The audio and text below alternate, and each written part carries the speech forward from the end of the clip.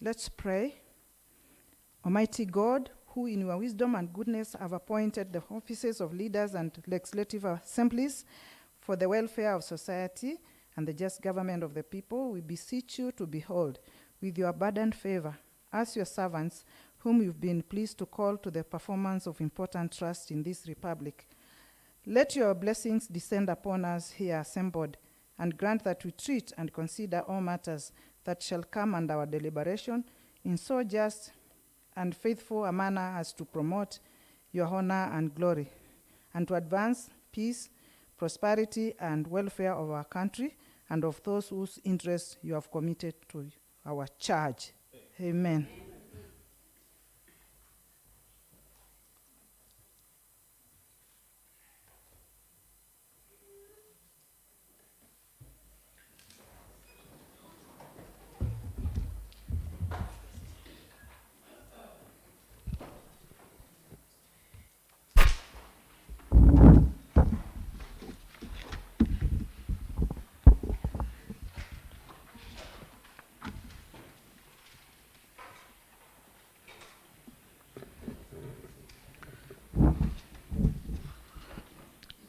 Next order.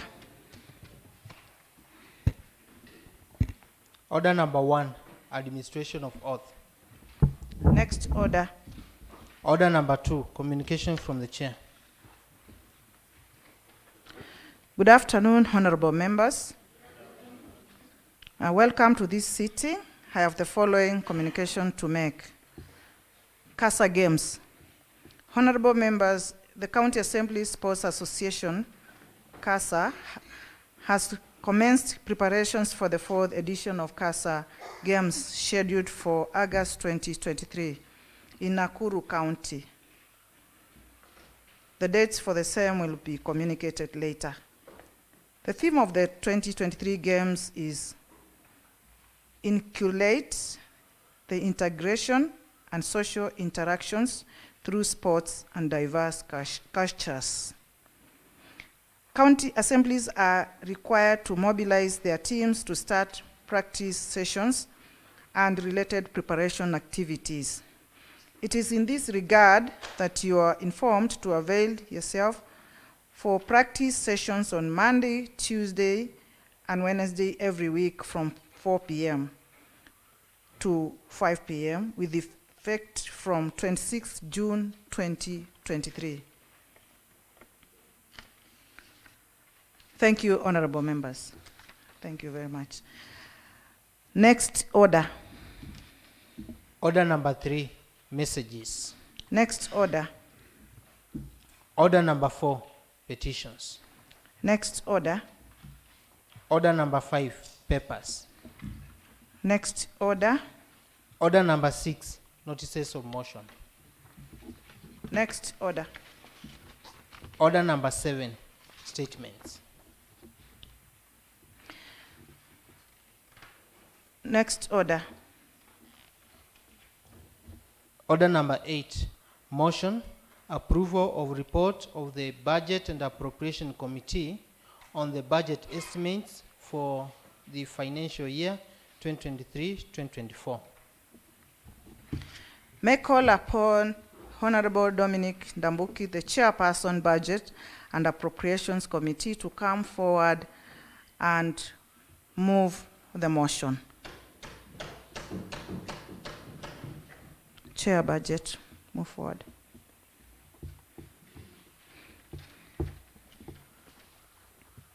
Thank you, Honorable Speaker. My name is Honorable Dominic Ndambuki, Chairperson, Budget and Appropriations Committee. Honorable Speaker, that aware that the financial year 2023-2024 budget is the first under the current county government administration and is expected to set the pace for economic performance for the next 5 financial years. Further, aware that the proposed budget estimates were submitted to the County Assembly on 28 April 2023 in line with Article 224 of the Constitution as read with Section 129, subsection 2 of the PFM Act 2012 and Standing Order number 206, Suborder 1 of the County Assembly Standing Orders. Noting that pursuant to Standing Order number 206, Suborder 3, the budget estimates were committed to the Budget and Appropriations Committee as well as the sectoral committees of the Assembly on 9th May for review of the proposals for each sector and department, acknowledging that the Budget and Appropriations Committee examined and discussed the submissions of the sectoral committees, memorandum from Machakos budget champions, as well as from the public participation, and subsequently considered them in finalizing this report.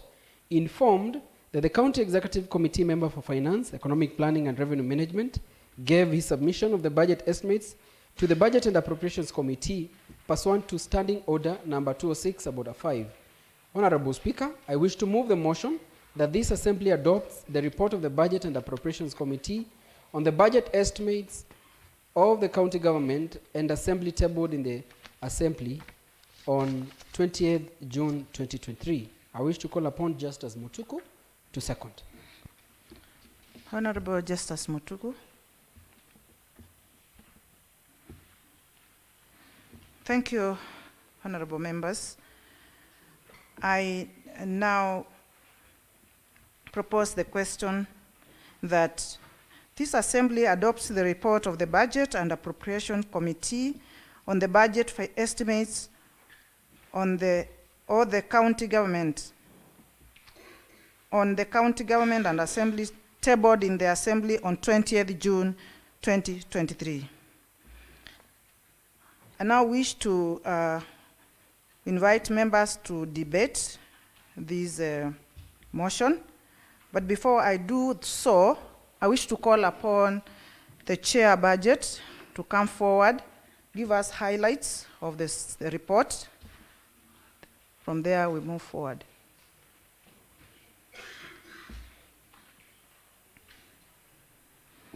And I suggest we just go straight to the recommendations unless there is an objection. On page 22, Chair Budget. I stand guided, Honorable Speaker, and with your permission, I request that you allow me to share with the House the chairman's forward. And then again, Honorable Speaker, I share with the House the schedules as they appear. Then we go to observations and recommendations. Yeah, proceed. Thank you. Honorable Speaker, the fiscal year 2023-2024 budget is the first under the current county government administration and is expected to set the pace for economic performance for the next 5 financial years.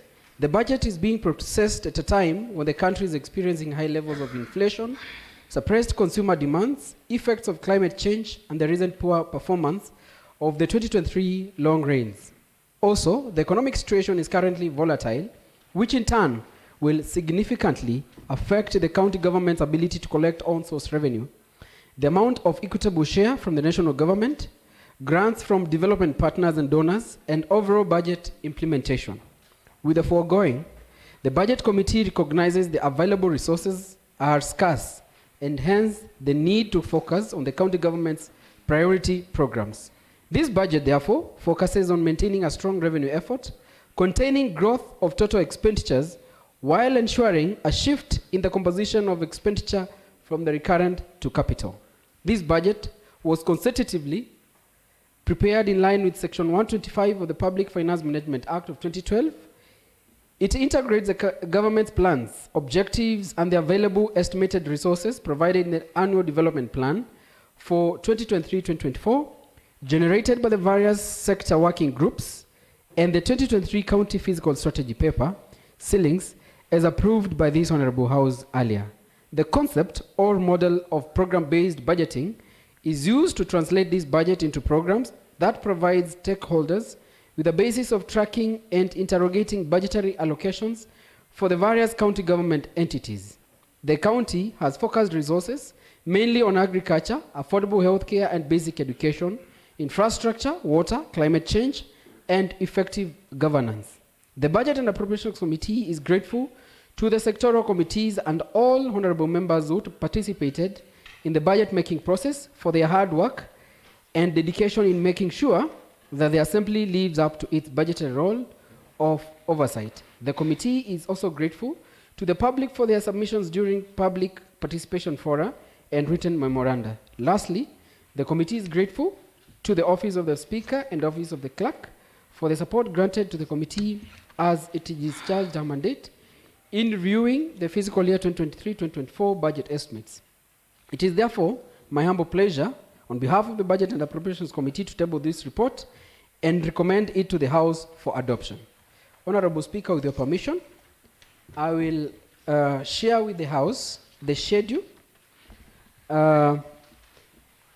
of budgetary allocations of the Office of the Governor and the other departments. Honorable Speaker, Office of the Governor had a proposed recurrent budget of 580,874,154 Kenya shillings and proposed development budget of 19,578,170 Kenya shillings. Total 600,452,324. Department of Devolution, recurrent 959,234,231 Kenya shillings. Development 45,934,618 Kenya shillings. Total 1,005,168,849 Kenya shillings. Department of Trade, Industry, Tourism and Innovation, recurrent 178,284,115 Kenya shillings. Development 550,713,716 Kenya shillings. Total 728,997,831 Kenya shillings. Finance, Economic Planning and Revenue Management, recurrent 931,253,752 Kenya shillings. Development 262,770,943 Kenya shillings.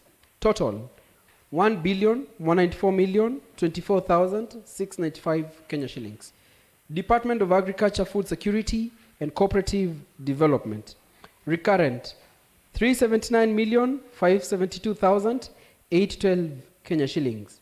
Development 842,107,908 Kenya shillings. Total 1,227,680,720 Kenya shillings. Department of Health, recurrent 4,062,841,431 Kenya shillings. Development 994,139,145 Kenya shillings. Total 5,056,980,576 Kenya shillings. Roads, Transport and Public Works, recurrent 247,436,258 Kenya shillings. Development 745,731,765 Kenya shillings. Total 993,168,023 Kenya shillings. Department of Education, recurrent 546,786,371 Kenya shillings. Development 193,729,112 Kenya shillings. Total 740,515,483 Kenya shillings. Lands, Urban Development, Housing and Energy Department, recurrent 225,766,270 Kenya shillings. Development 182,755,550 Kenya shillings. Total 408,521,820 Kenya shillings. Department of Gender, Youth, Sports and Social Welfare, recurrent 124,639,769 Kenya shillings. Development 192,655,003 Kenya shillings. Total 317,294,772 Kenya shillings. Department of Water, Irrigation, Environment and Climate Change, recurrent 134,088,120 Kenya shillings. Development 788,500,000 Kenya shillings. Total 922,588,120 Kenya shillings.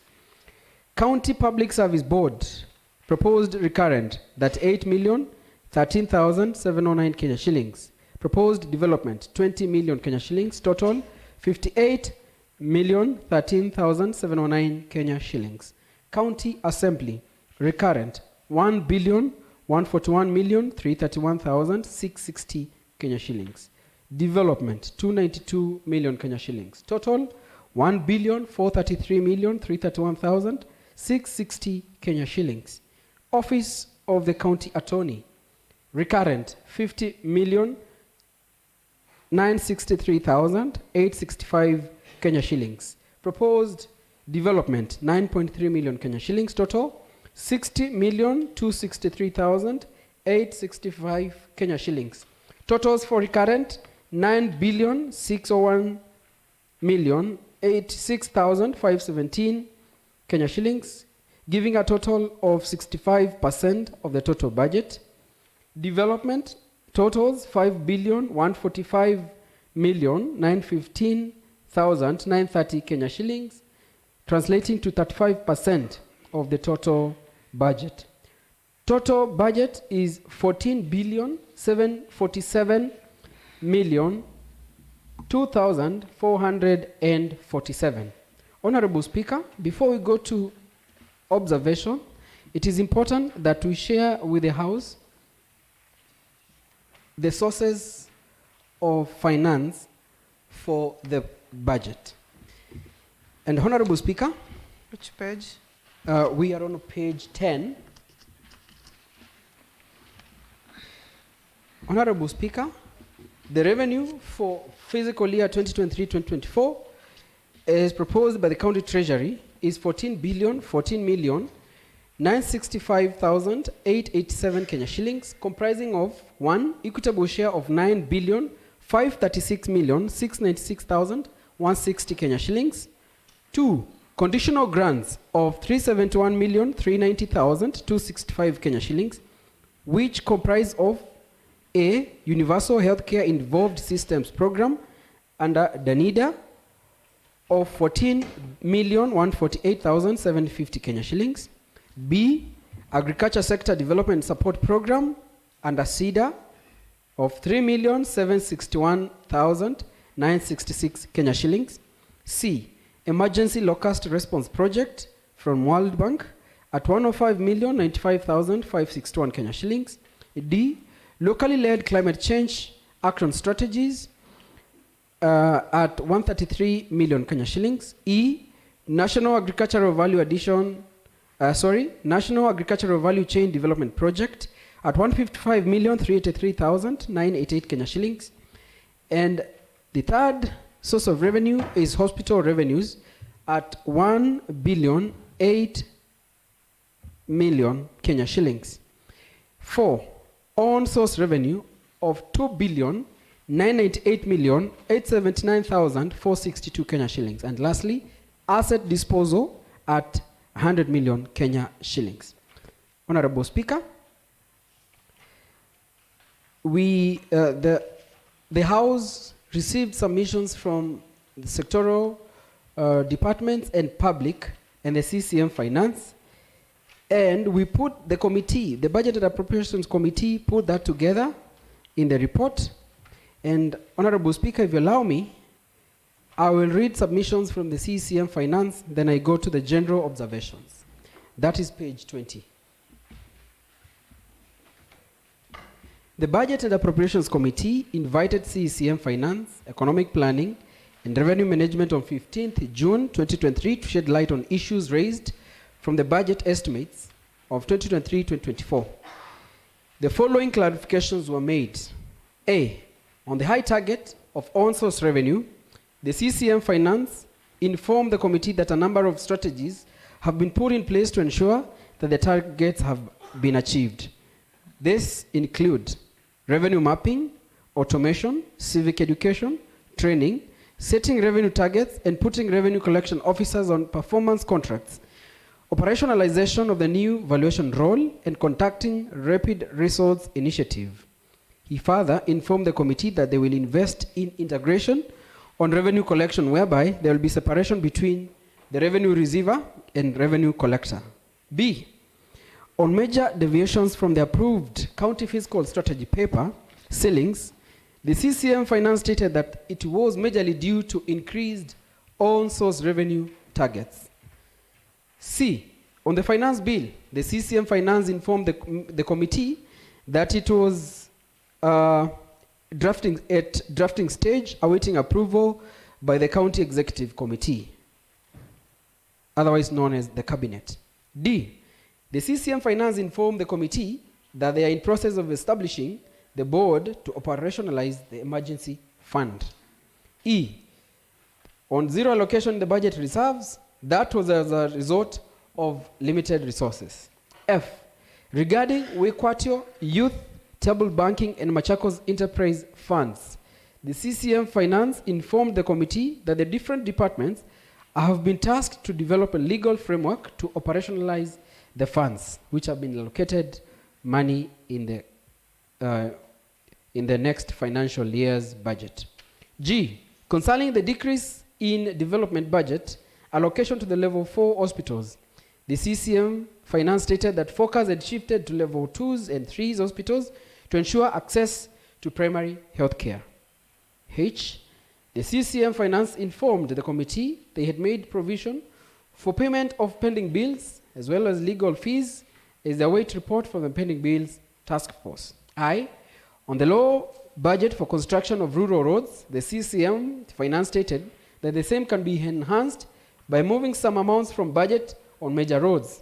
J, regarding construction of ECD centers, the CCM Finance advised that the allocation can be enhanced to accommodate at least one class per ward.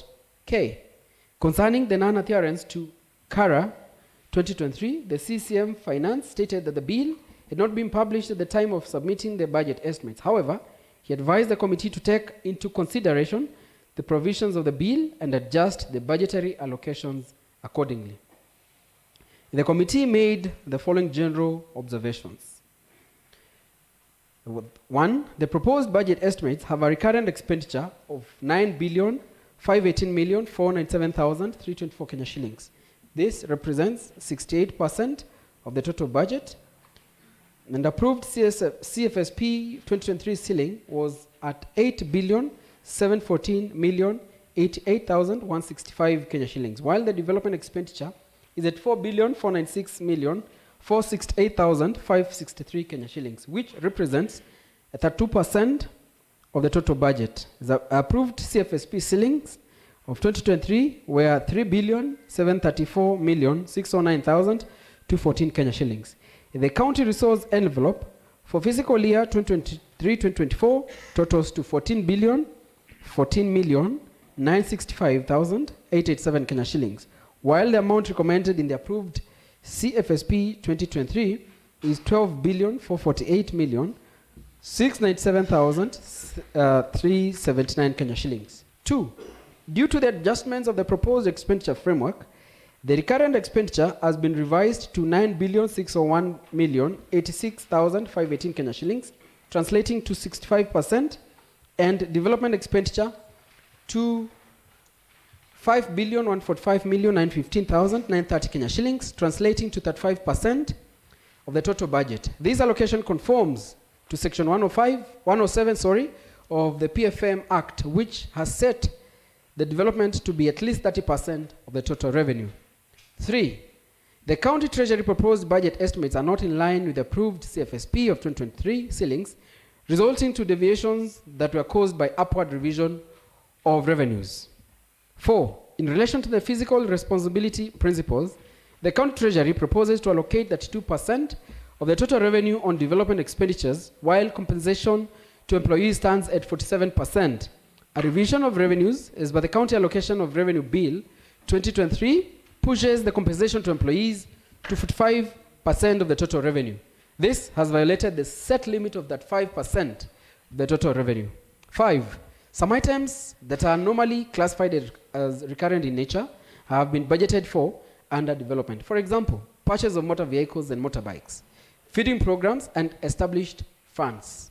The committee is concerned as to whether these allocations will be absorbed at their current classification. 6. The committee observed that the county treasury has proposed to collect 2,988,879,462 Kenya shillings from on-source revenue, which is way above the projected target of 1,690,000,000 79,199 Kenya shillings for the current financial year, and 2,080,992,215 Kenya shillings as approved in the CFSP. The county treasury should put in place strong revenue mobilization strategies to avert in future a scenario where revenue projections from own-source streams are adjusted upwards, as it has happened in previous years. As in most cases, the downward adjustments of revenues affect only the development budgets. These revisions have also resulted in increased pending bills. The committee, 7, the committee recommends that the implementation of fiscal year 2023-2024 projects should commence immediately with the planning and procurement processes beginning as early as July 2023. 8, the committee recommends that the key performance indicators should be specific, measurable, attainable, realistic, and time-bound in the program-based budgets. Honorable Speaker, the committee made the following recommendations. 1, the BSC committee received and took into consideration recommendations of sectoral committees arising from their engagement with the respective CECs and chief officers of various departments, those from the public as well as the views of the CCM Finance, Economic Planning and Revenue Management. Further, the committee had interaction section with accounting officers of the county assembly concerning the assembly's budget. The committee also received a memorandum from Machakos budget champions and recommended as follows: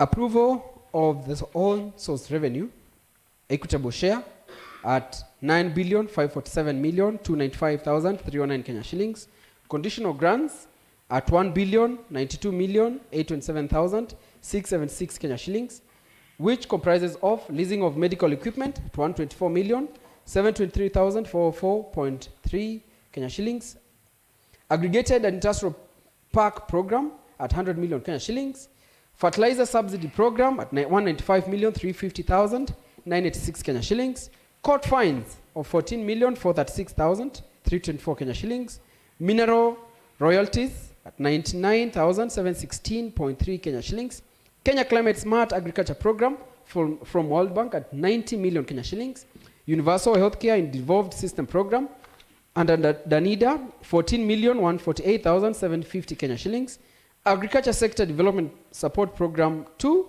under CEDA 3,761,966 Kenya shillings, Emergency Locust Response Project from World Bank 105,095,561.15 Kenya shillings, Aquaculture Business Development Program from IFAD 15,041,768 Kenya shillings, Financing Locally Led Climate Change Action Program, commonly known as FLOCA, 133 million Kenya shillings, FLOCA County Climate Institutional Support by World Bank at 11 million Kenya shillings, Livestock Value Chain Support Program project from Poland at 5,809,200 Kenya shillings, National Agricultural Value Chain Development Project at 250 million Kenya shillings.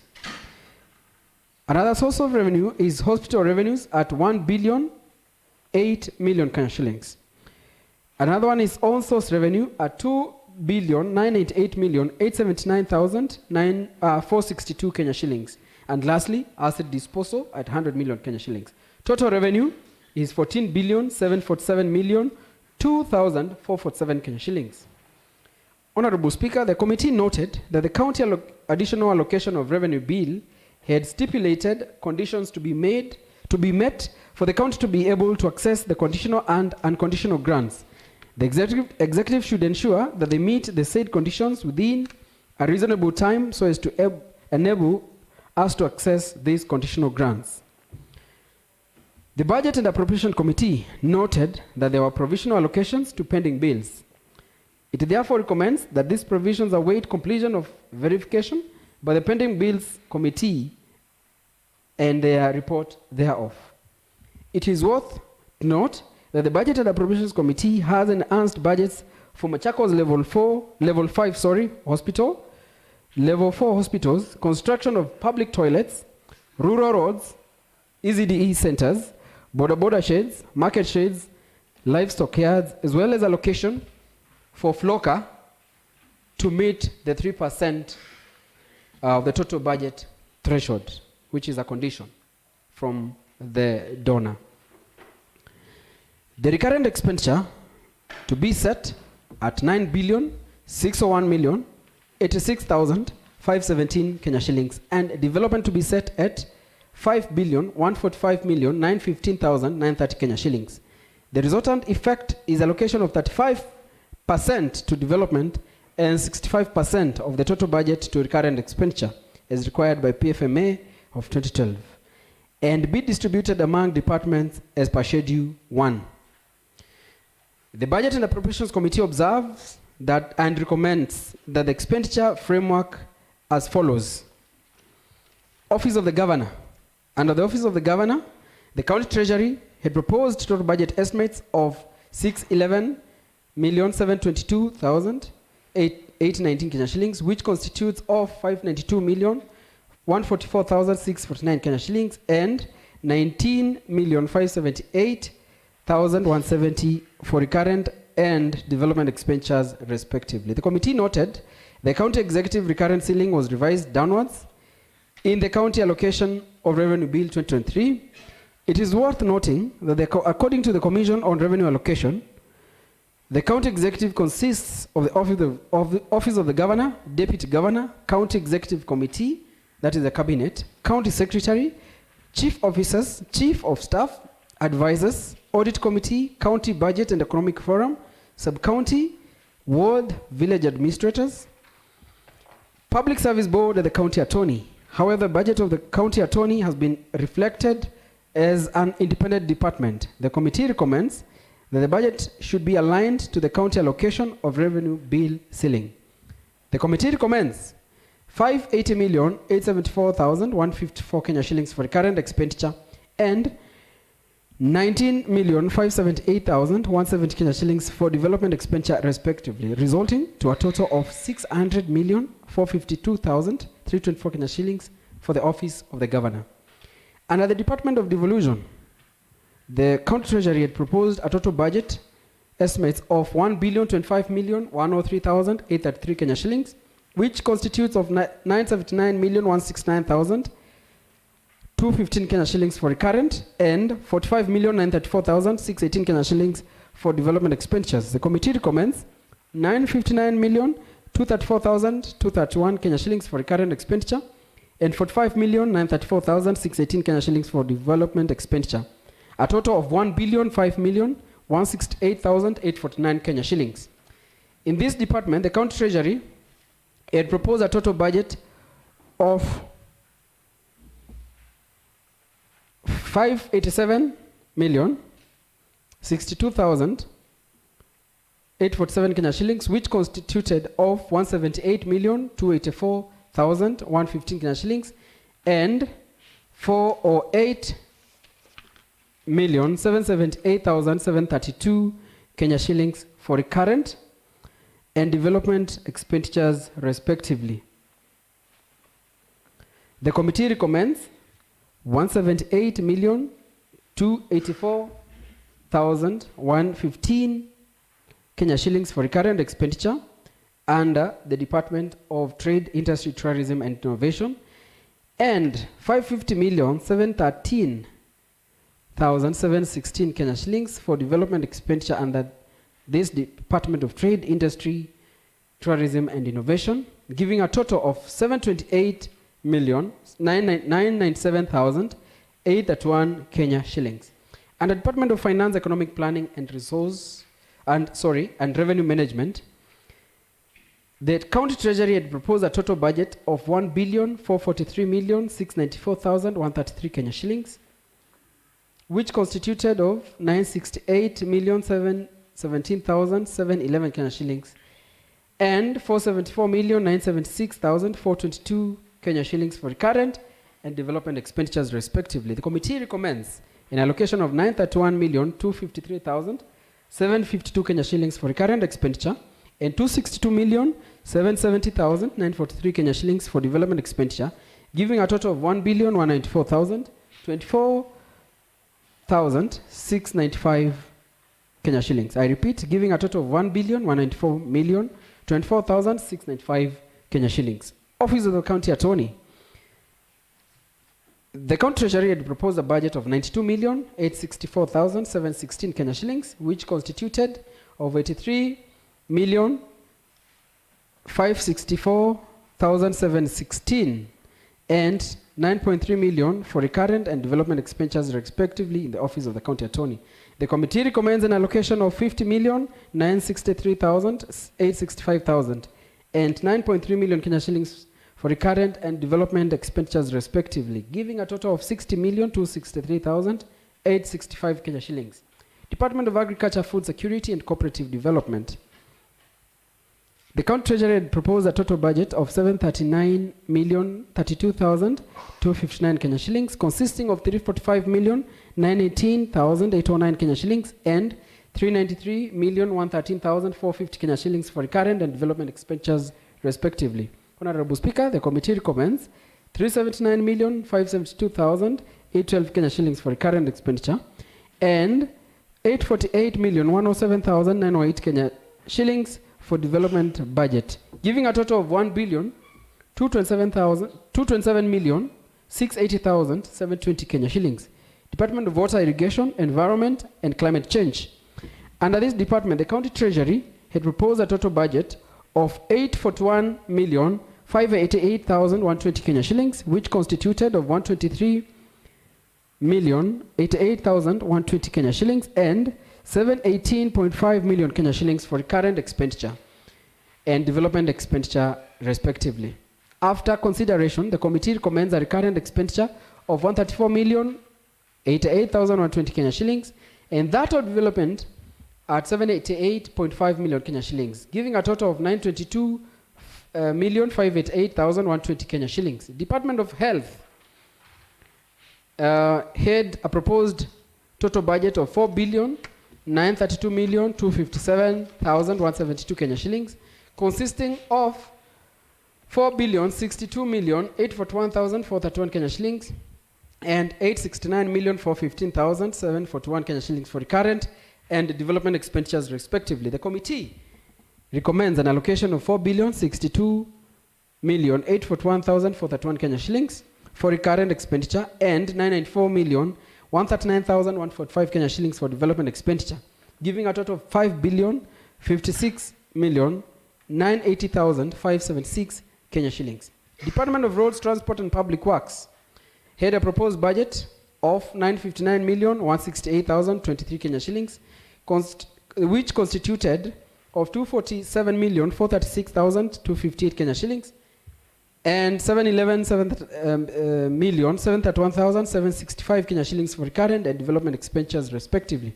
The committee recommends 247,436,258 Kenya shillings and 745,731,765 Kenya shillings for recurrent and development expenditures respectively, giving a total of 993,168,023 Kenya shillings. Department of Education had a proposed total budget of 719,515,483 Kenya shillings, which constituted of 546,786,371 Kenya shillings for recurrent and 172,729,112 Kenya shillings for development. The committee therefore recommends an allocation of 546,786,371 Kenya shillings for recurrent expenditure and 193,729,112 Kenya shillings for development expenditure, giving a total of 740,515,483 Kenya shillings. On Department of Roads, Urban Development, Housing and Energy, which had a proposed budget of 408,521,820 Kenya shillings, consisting of 240,766,270 Kenya shillings for recurrent and 167,755,550 Kenya shillings for development. The committee recommends 182,755,550 Kenya shillings for recurrent expenditure and 182,755,550 Kenya shillings for development expenditure, giving a total of or 8,521,820 Kenya shillings. On Department of Gender, Youth, Sports and Social Welfare, County Treasury had allocated or had proposed a budget of 317,294,772 Kenya shillings, comprising of 124,639,769 Kenya shillings for recurrent and 192,655,003 Kenya shillings for development expenditure. The committee recommends that the recurrent expenditure be set at 124,639,769 Kenya shillings and 192,655,003 Kenya shillings for development expenditure, giving a total of 317,294,772 Kenya shillings. County Public Service Board. Under this department, the County Treasury had proposed a total budget of 58,013,709 Kenya shillings, comprising of 38,013,709 Kenya shillings and 20 million for current and development spending respectively. The committee recommends that the current expenditure be set at 38,013,709 Kenya shillings and 20 million Kenya shillings for development expenditure, giving a total of 58,013,709 Kenya shillings as per the County Treasury's proposal. County Assembly. In the County Assembly, the County Treasury it proposed a total budget of 1,279,126,181 Kenya shillings, comprising of 987,126,181 Kenya shillings for current expenditure and 292 million Kenya shillings for development expenditure. The committee noted that the Assembly recurrent ceiling was revised upwards in the County Allocation Revenue Bill of 2023 from 865,126,181 Kenya shillings to 1,021,331,660 Kenya shillings. And in line with CRB 2023, the committee recommends 1,141,331,660 Kenya shillings for recurrent expenditure. This amount included funds allocated for other current transfers, that is, mortgage and car loans, and 292 million Kenya shillings for development expenditure, which includes 148 million Kenya shillings for ward offices construction, giving a total budget of 1,433,331,660 Kenya shillings. As I conclude, Honorable Speaker, the budget estimates received from the County Treasury on 28th April 2022 were not aligned to the county fiscal strategy paper ceilings for fiscal year 2023-2024. 2, the committee did not make amendments on salaries and wages to meet that 5% requirement of the PFM Act 2012, but retained them as forwarded by the County Treasury, but recommends that the measures be put in place to reduce the ratio from the proposed 45% to the required threshold. This will also release more funds for development programs.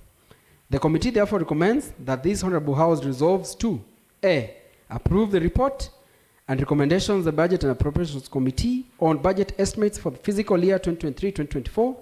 B, approve that this report forms the basis for the preparation of the Appropriation Act of fiscal year 2023-2024. C, approve that this report forms the basis for the fiscal year 2023-2024 final itemized or detailed budget estimates and the program-based budget. And D, approve the County Fiscal Strategy Paper 2023 deviations as recommended by the committee. Therefore, on behalf of the Budget and Appropriations Committee, as required under Article 224 of the Constitution of Kenya 2010, read with Section 131, Subsection 2 of the PFM Act of 2012, it is my pleasure to present to this Honorable House the committee's report on the fiscal year 2023-2024 budget estimates for consideration and approval. Thank you, Honorable Speaker. Thank you very much, Honorable Member. May I now open the floor to debate this matter?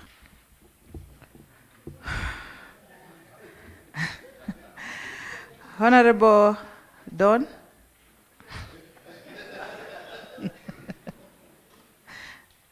Mnacheka nini? Asante sana Mheshimiwa Spika kwa nafasi hii. Fursa ya kuchangia maoni yangu kuhusu bajeti iliyosomwa.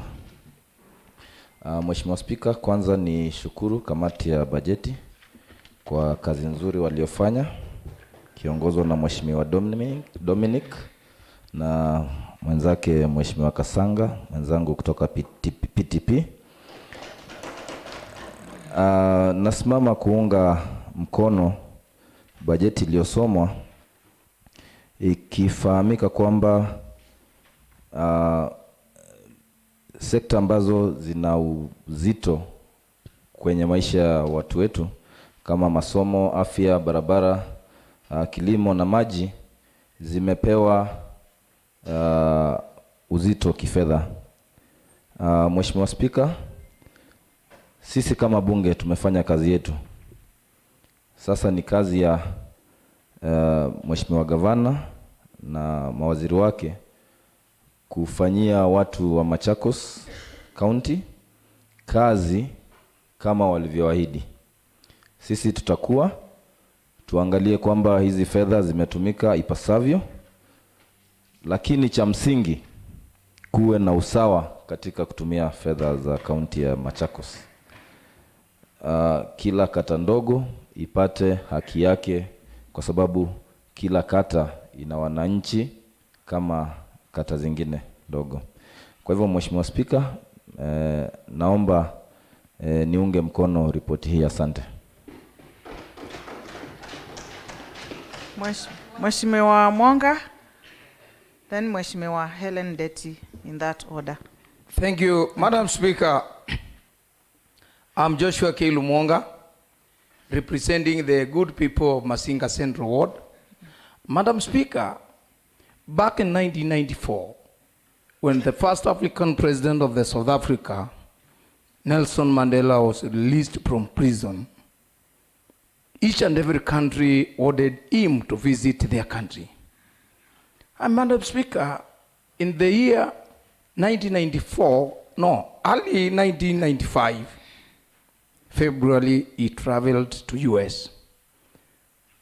And in an interview, he was asked, will you mind if South Africans elect another white man to rule the country?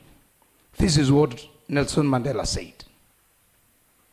It doesn't matter the color of the cat, whether it is black or white, so long as it can catch the mice. Madam Speaker, it is Mwonga standing here to support this budget. Madam Speaker, I interacted with these honorable members during lunch hour. And Madam Speaker, I want to tell you, the mood of these members is that we should not waste a lot of time debating on this matter. Madam Speaker, I'm proposing that you put the question and we move to the next order. Thank you, Madam Speaker. Honorable Ndeti. Thank you, Madam Speaker. First, I want to congratulate the Committee on Budget. I think they have done a very well-balanced budget. And I also want to echo what my colleague, Mheshimiwa Mwonga, said, that we don't need to labor too much discussing this budget. But there is one thing, Madam Speaker, I cannot forget not to mention, that at least this year, 131 million shillings have been pegged in for gender mainstreaming. That's, of course, you've heard, is going to take care of gender-based violence, capacity, empowerment of our women, our youth. And we cannot forget, as women and the Women Caucus, not to say thank you to whoever, to the Budget Committee. Thank you, Madam Speaker. You've forgotten to say the marginalized. Yeah, and the marginalized. Point of Mheshimiwa information. Spika, ningependa kumkosoa mwenzangu Mheshimiwa Helen kusema kwamba ni vizuri pesa ya gender imewekwa kwenye bajeti, lakini gender si kuwa mwanamke, ni gender ni mwanamke na mwanamume. Kwa hivyo hata sisi saa nyingine tunadhulumiwa na wake zetu. Mkiona mambo kama hayo, yashughulikiwe kutumia hiyo pesa kwenye hiyo bajeti. Asante. Thank you very much. Thank you. Very well. I'm very well informed, and I know that gender does not just mean women. There is youth, there is marginalized, there is women. So it is gender mainstreaming. Thank you. Thank you, honorable members. Honorable Digital, sorry for calling you that way. Thank you, Madam Speaker. Matthew Ndunda from Kangundo North. I support this budget proposal in terms of, especially on the case of health. I'm happy because initially there are some level 4 hospitals which were not included in terms of funds allocation. And I'm happy to see hospital like Kimiti, there is Masinga, there is Kalama and Mutituni. Indeed, they had 0 allocation. And when these before the committee, actually it was looked upon, and indeed through the HEBO chair,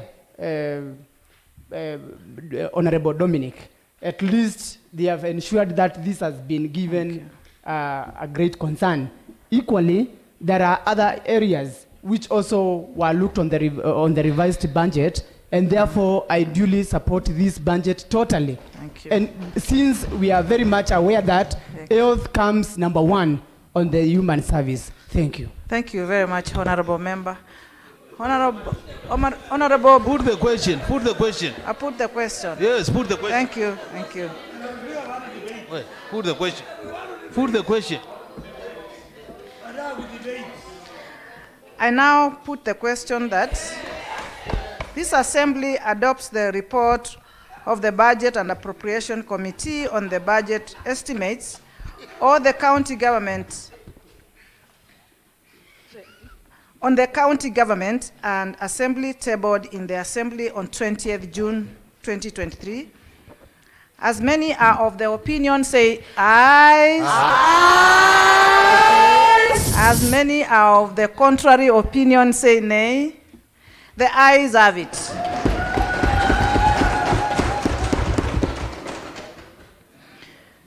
Next order. Order number 9. The Machakos County Appropriation Bill 2023, Kenya Gazette Supplement number 3, Machakos County Bills number 2, second reading.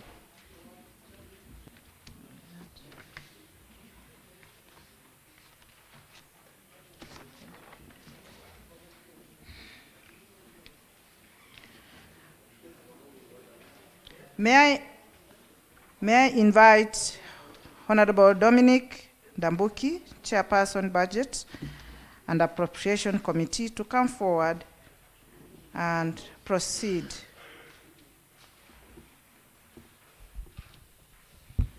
Thank you, Honorable Speaker. Pursuant to Standing Order number 121, Suborder 1, I beg to move the motion that the Machakos County Appropriation Bill 2023, Machakos County Bill number 2, be now read a second time. Thank you, Honorable Speaker. And this bill gives appropriation for proposals from the budget estimates, which will give the Assembly or the House room to make any amendments. Thank you, Honorable Speaker. I wish to call upon Honorable Nicholas Nzioka to second. Thank you, Honorable Member. Honorable Nicholas Nzioka. Thank you. Thank you, Honorable Nzioka. I now propose the question that Machakos County Appropriation Bill 2023, Machakos County Bills number 2 be read a second time. I hereby invite members to discuss the second Machakos County Appropriation 2023 bill. I invite members to debate the bill. Honorable Brian Kisila. Thank you, Madam Speaker. I'd like to thank the committee for a good job. This is an excellent job which has been done within a very short time.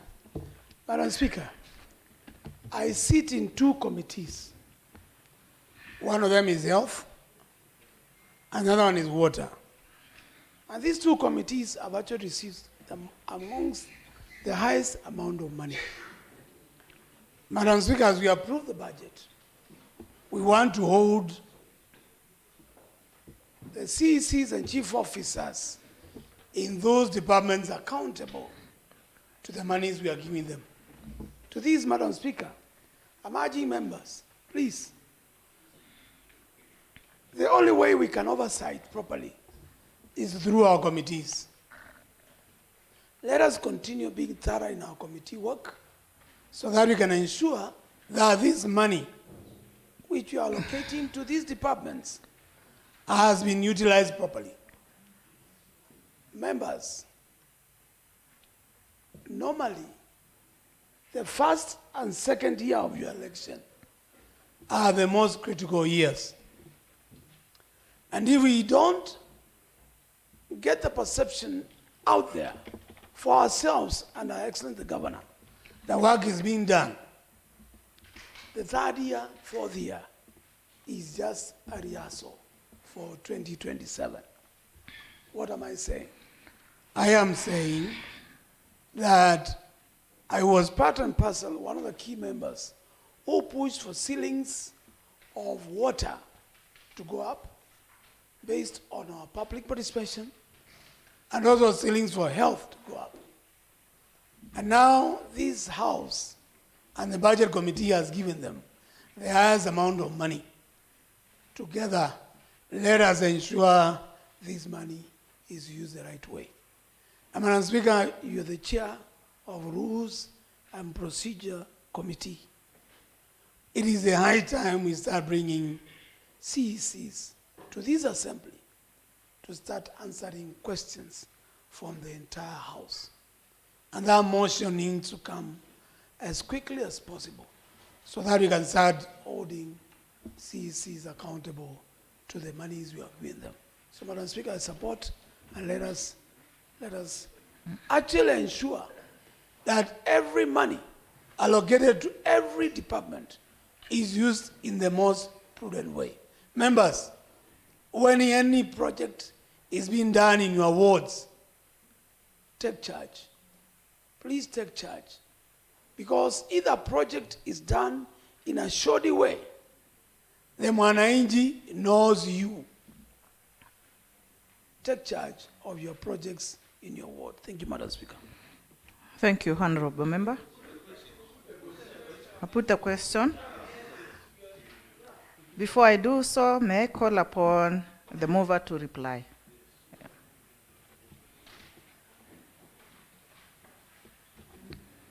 Thank you, Honorable Speaker. I thank the whole House for the support they have given us up to this level and request that we stay still as we process the bill. Thank you, Honorable Speaker. Thank you very much, Honorable Chair of Budget. I now put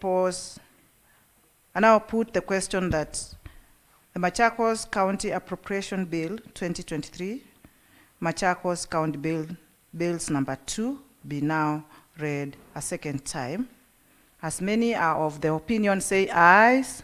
Ayes. As many are of the contrary opinion, say nay. The ayes have it. May I call upon the clerk to proceed and read the long title. A bill for an act of the County Assembly of Machakos to authorize the issue of a sum of money out of the County Revenue Fund and its application toward the services of the year ending 30th June 2024, and to appropriate that sum and the sum voted on account by the County Assembly for certain public services and purposes. Thank you, clerk. Next order. Order number 10, Committee of the Whole House.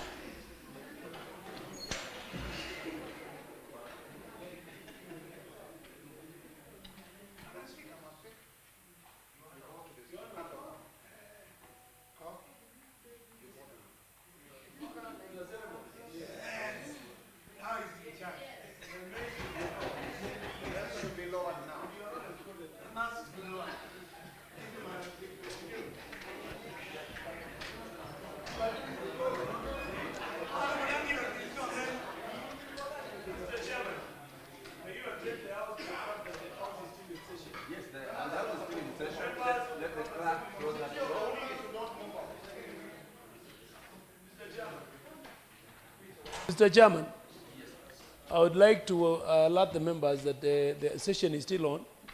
And Mr. Chairman, we have a lot of movement, a lot of jeering.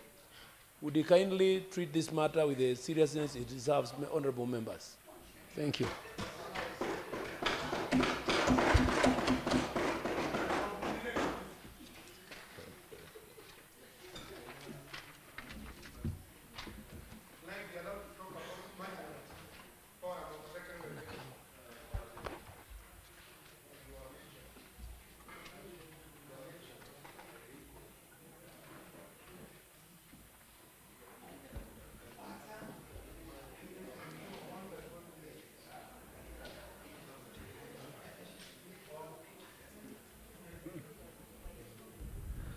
Thank you, honorable members. Let's have order. Honorable Brian, let's have order so that we may proceed with the committee of the whole. So that we may now approve the amendments that are required in the appropriations. So, Committee of the Whole House for the Machakos County Appropriations Bill Point of information. 2023. point of information. Yes, it is always a normal practice when we are in the committee of all house. We have a small booklet, yellow in color, and we don't have that bill in our custody. Clerk, if you have many copies, more copies maybe can be provided to honorable members. Please. I have one here. Yes, I'm interested to get one. Do you have copies? Yes, I think they'll be provided to honorable members. Okay, let it be provided as we go on. Yeah, they'll be provided. Thank you, honorable minority leader. You can have these as we proceed. Thank you, sir. Yeah, so clerk, we may proceed. Clause 3.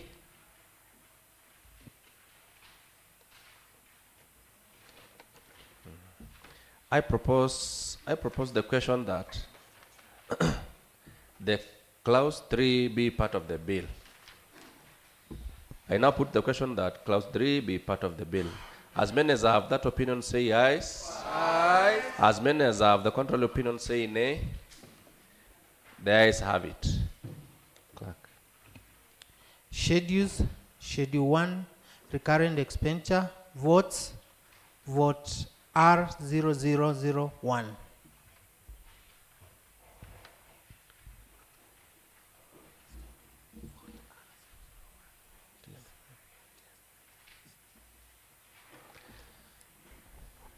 I propose the question that the vote R0001 be part of the bill. I move that vote R0001 be amended as proposed. I propose the question that vote R0001 be amended as proposed. Any member maybe to contribute on that? I put the question. I now put the question that vote R0001 be amended as proposed. As many as have that opinion say aye. As many as have the contrary opinion say nay. And the ayes have it.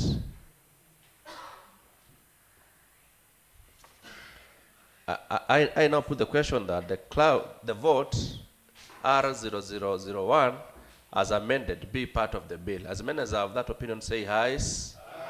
As many as have the contrary opinion say nay.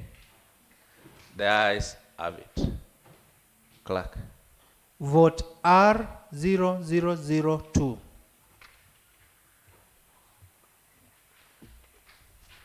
I propose the question that vote R0002 be part of the bill. I move that vote R0002 be amended as proposed. I propose the question that the vote R0002 be amended as proposed.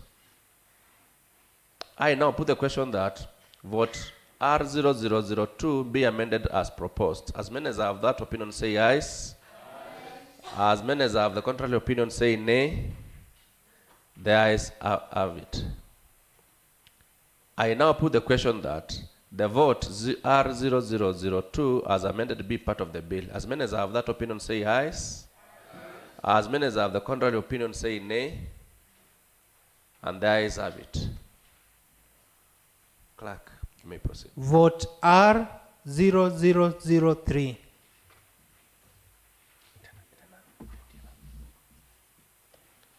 I propose the question that vote R0003 be part of the bill. I now put the question that the vote R0003 be part of the bill. As many as have that opinion say ayes. As many as have the contrary opinion say nay. The ayes have it. Clerk, proceed. Vote R0004. I propose the question that vote R0004 be part of the bill. I move that vote R0004 be amended as proposed. I propose the question that vote R0004 be amended as proposed. I now put the question that the vote R0004 be amended as proposed. As many as have that opinion say ayes. As many as have the contrary opinion say nays. And the ayes have it. I now put the question that the vote R0004 as amended be part of the bill. As many as have that opinion say ayes. As many as have the contrary opinion say nay. The ayes have it. Clerk, proceed. Vote R0005.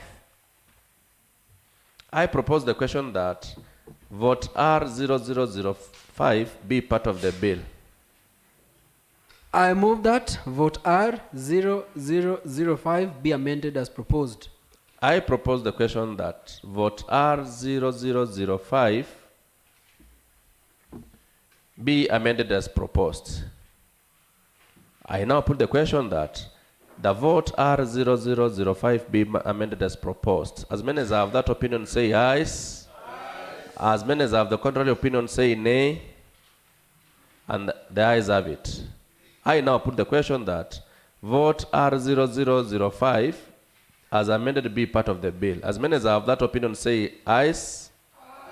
As many as have the contrary opinion say nay. And the ayes have it. Clerk, proceed. Vote R0006. I propose the question that vote R0006 be part of the bill.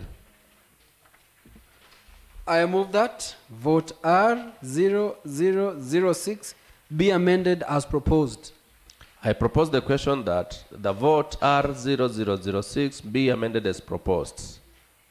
I now put the question that the vote R0006 be amended as proposed. As many as have that opinion say ayes.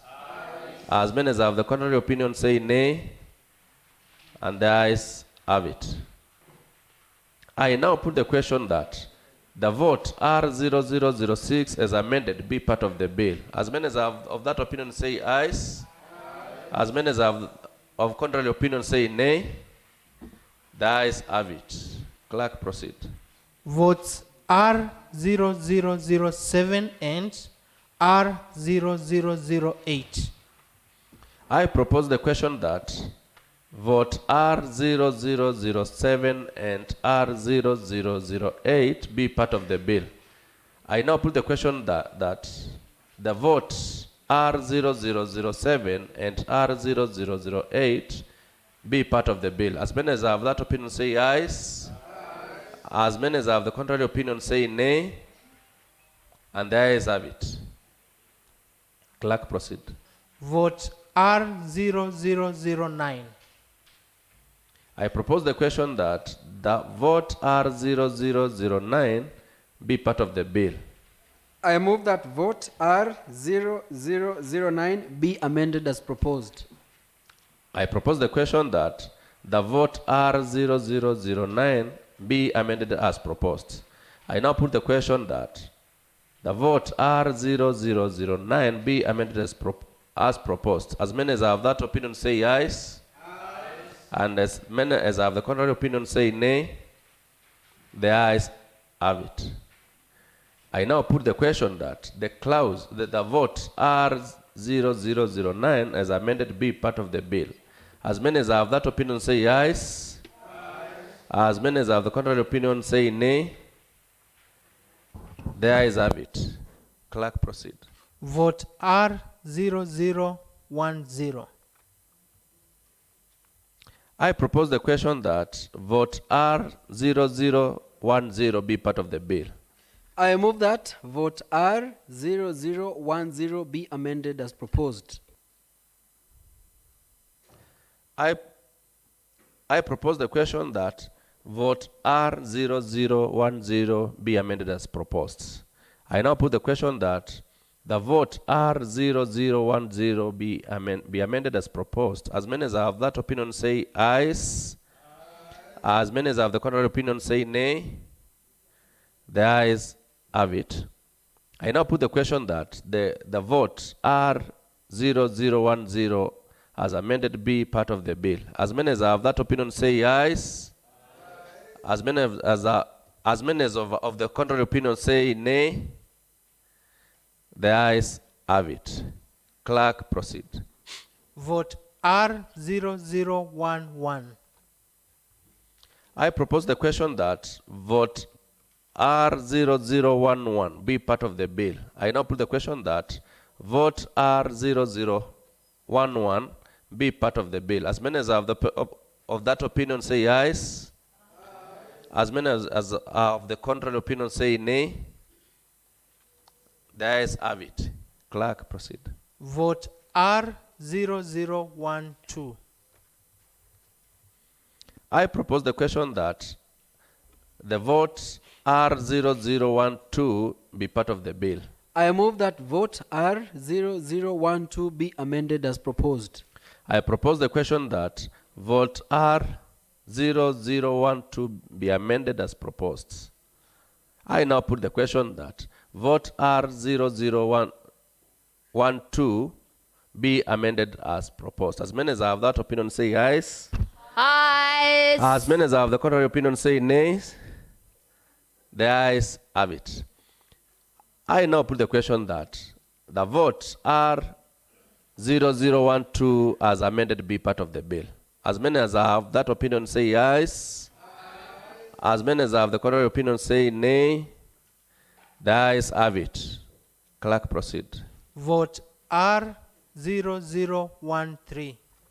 I propose the question that vote R0013 be part of the bill. I now put the question that vote R0013 be part of the bill. As many as have that opinion say yes. As many as have the contrary opinion say nay. The ayes have it. Clerk, proceed. Vote R0014. I propose the question that vote R0014 be part of the bill. I move that vote R0014 be amended as proposed. I propose the question that vote R0014 be amended as proposed. I now put the question that the vote R0014 be amended as proposed. As many as have that opinion say yes. Ayes. As many as have the contrary opinion say nay. And the ayes have it. I now put the question that vote R0014 as amended be part of the bill. As many as have that opinion say ayes. Ayes. As many as have the contrary opinion say nay. And the ayes have it. Thank you. Clerk, proceed. Totals for recurrent.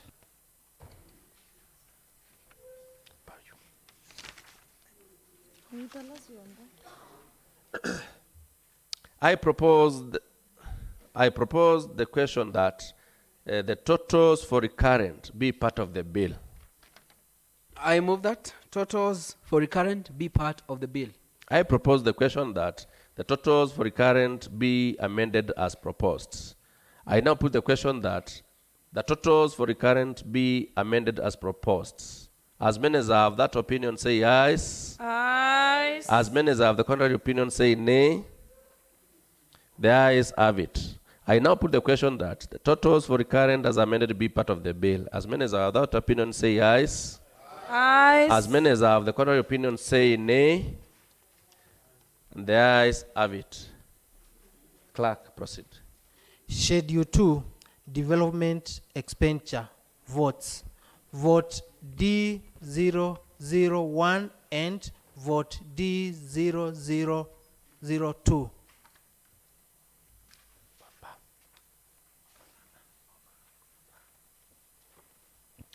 I propose the question that schedule D00 vote D0001 and D0002 be part of the bill. I now put the question that vote D0001 and D0002 be part of the bill. As many as have that opinion say ayes. Ayes. As many as have the contrary opinion say nay. The ayes have it. Clerk, proceed. Vote D0003.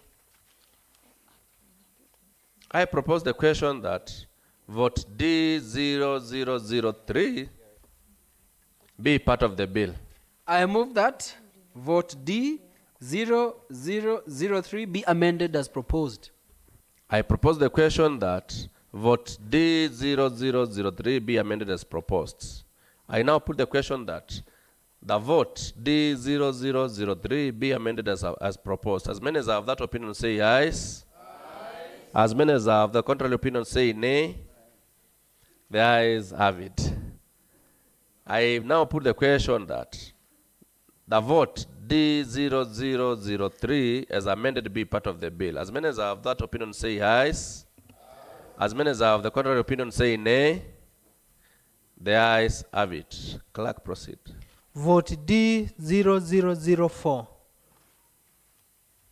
I propose the question that vote D0004 be part of the bill. I move that vote D0004 be amended as proposed. I propose the question that the vote D0004 be amended as proposed. I now put the question that vote D0004 be amended as proposed. As many as are that opinion say ayes. As many as are the contrary opinion say nay. The ayes have it. I now put the question that vote D0004 as amended be part of the bill. As many as have that opinion say ayes. As many as have the contrary opinion say nay. And the ayes have it. Clerk, proceed. Vote D0005. I propose the question that vote D0005 be part of the bill. I now put the question that vote D0005 be part of the bill. As many as have that opinion say ayes. As many as have the contrary opinion say nay. And the ayes have it. Clerk, proceed. Vote D0006.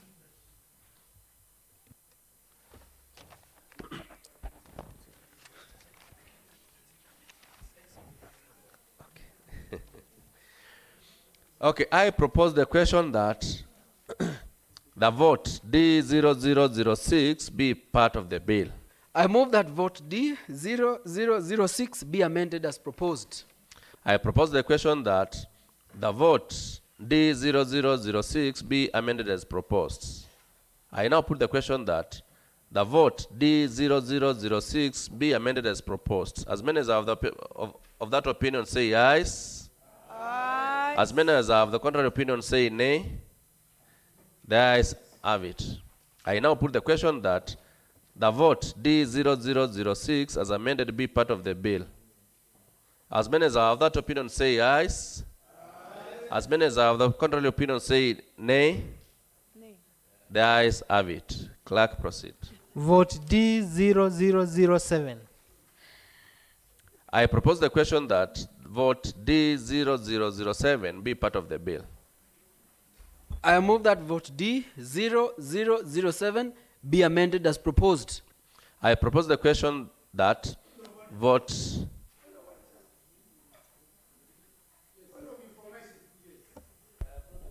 Yes. We want to see the amendments in D007. It has amendments, but which are the amendments?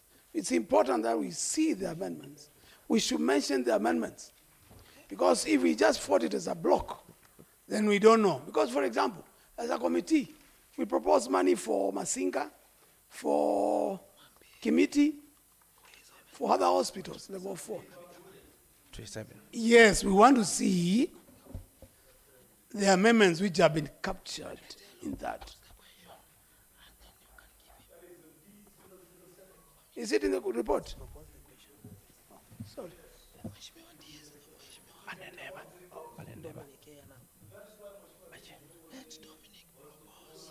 Oh, thank you. Sorry. I missed that part, Chairman. Go on. Yeah, sorry? Proceed. Is it? No, proceed. It has been addressed, eh? It has been addressed. Okay, thank you. Thank you. Yes, that means you are attentive. That's good.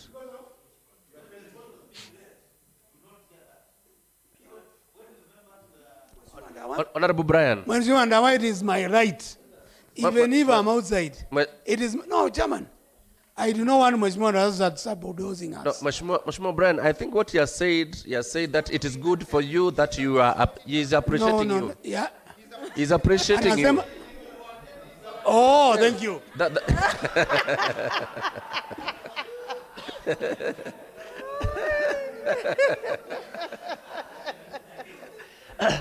Honorable Dow was appreciating you. It is only that.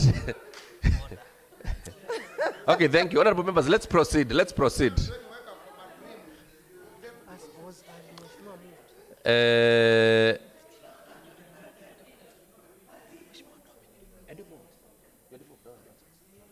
So let's proceed, honorable members.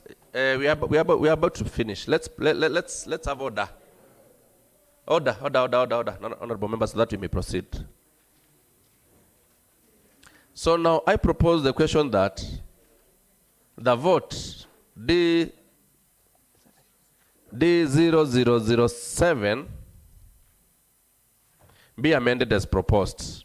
I now put the question that the vote D0007 be amended as proposed. As many as are of that opinion say ayes. Aye. As many as are of the contrary opinion say nay. No. The ayes have it. I now put the question that the vote D0007 as amended be part of the bill. As many as are of that opinion say ayes. Aye. As many as are of the contrary opinion say nay. The ayes have it. Clerk, proceed. Vote D0008. I propose the question that vote D0008 be part of the bill. I move that vote D0008 be amended as proposed. I propose the question that vote D0008 be amended as proposed. I now put the question that vote D0008 be amended as proposed. As many as are of that opinion say ayes. Aye. As many as are of the contrary opinion say nay. The ayes have it. I now put the question that the vote D0008 as amended be part of the bill. As many as are of that opinion say ayes. Aye. As many as are of the contrary opinion say nay. The ayes have it. Clerk, proceed. Vote D0009. I propose the question that vote D0009 be part of the bill. I move that vote D0009 be amended as proposed. I propose the question that vote D0009 be amended as proposed. I now put the question that the vote D0009 be amended as proposed. As many as are of that opinion say ayes. Aye. As many as are of the contrary opinion say nay. The ayes have it. I now put the question that the vote D0009 as amended be part of the bill. As many as have that opinion say ayes. As many as have contrary opinion say nay. The ayes have it. Proceed. Vote D0010. I propose the question that vote D00010.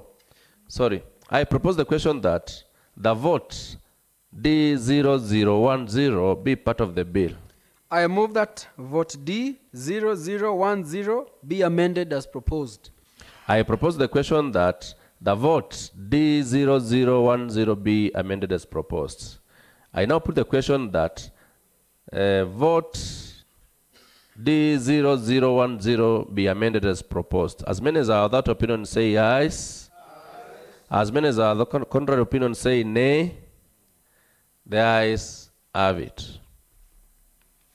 I now put the question that the vote D0010 as amended be part of the bill. As many as are of that opinion say yes.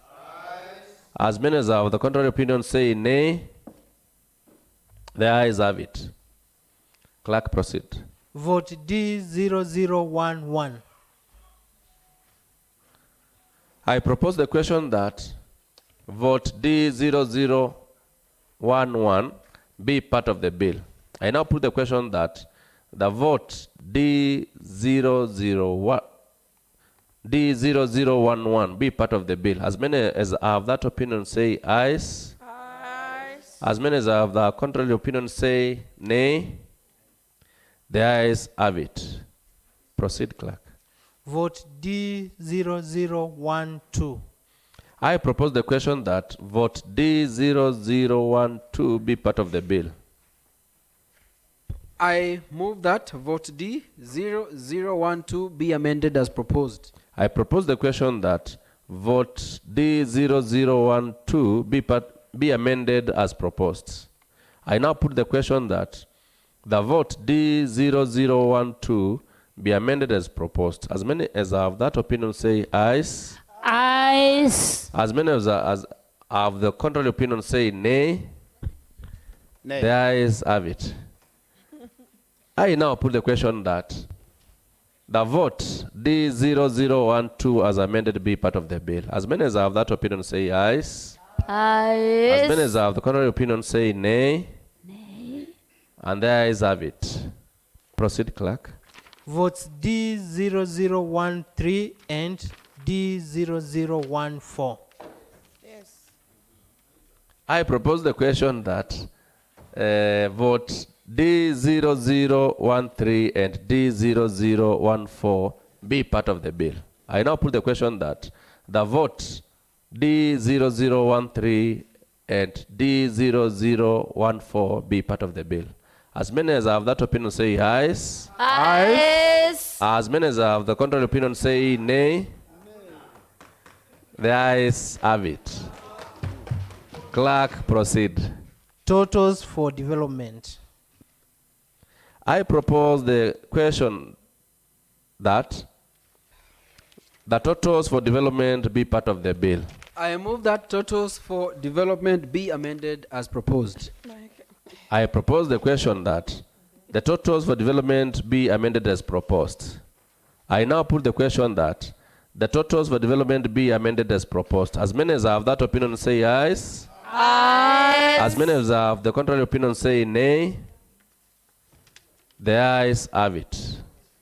I now put the question that the totals for development as amended be part of the bill.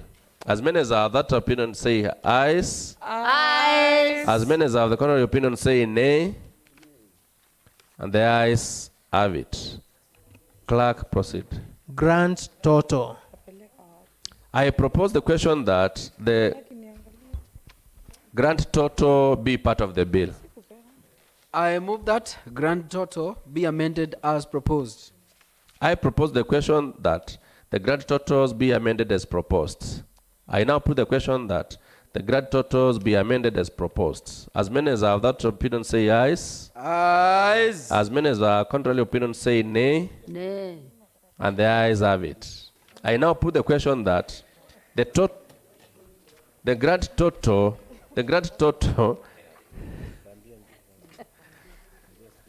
I I now put the question that the grant total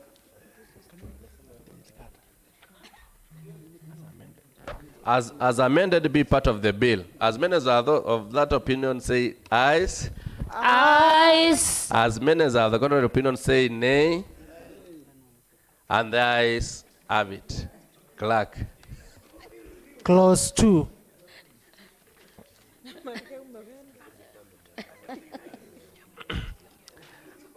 Honorable Brian. Honorable Francis Gunga, kindly, let's proceed. Let's proceed. I now put the question that clause 2 be part of the bill. I move that clause 2 be amended as proposed. I propose the question that clause 2 be amended as proposed.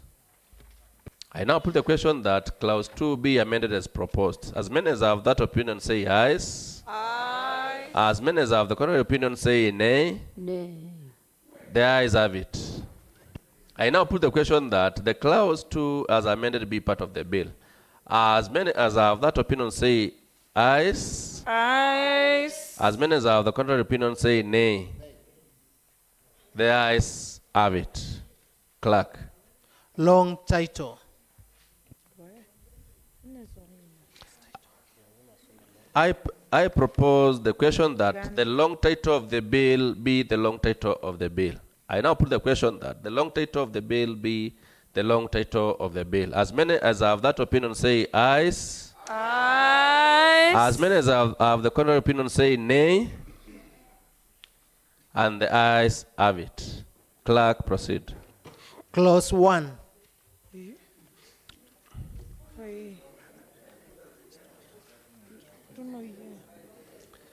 I now put the question that clause 1 be part of the bill.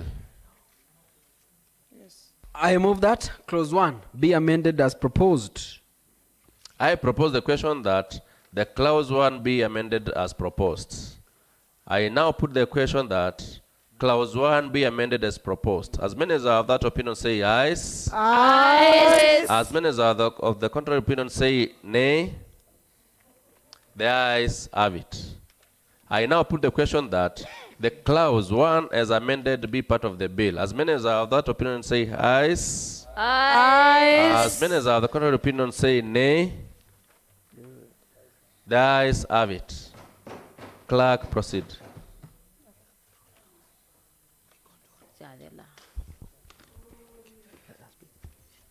I wish to move the motion that the committee do report its consideration of the Machakos County Appropriation Bill 2023, Machakos County Bills number 2, and its approval thereof with amendments.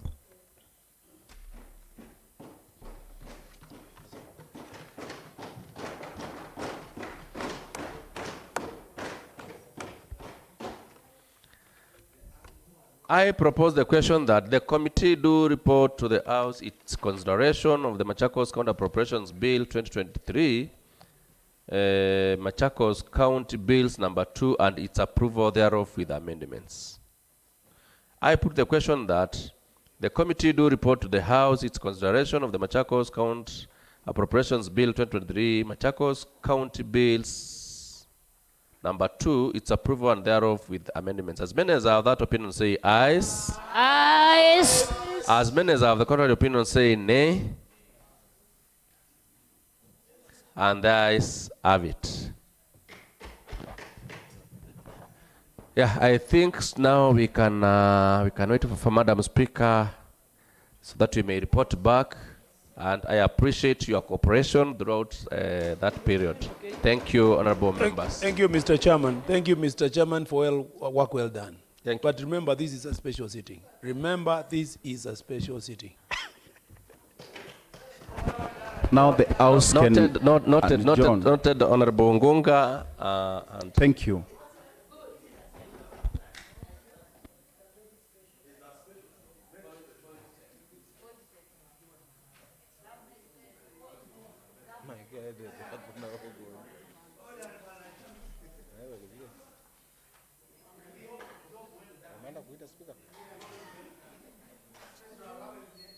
Islam mtume kwa speaker.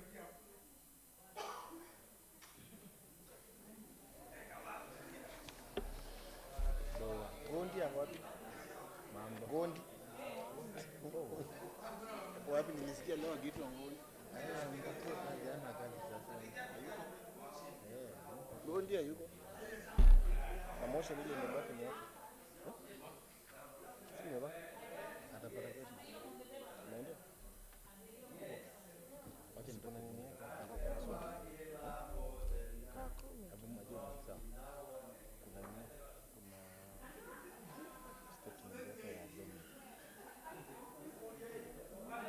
Sisi mpaka leo. Sasa kuja tumalize. We go.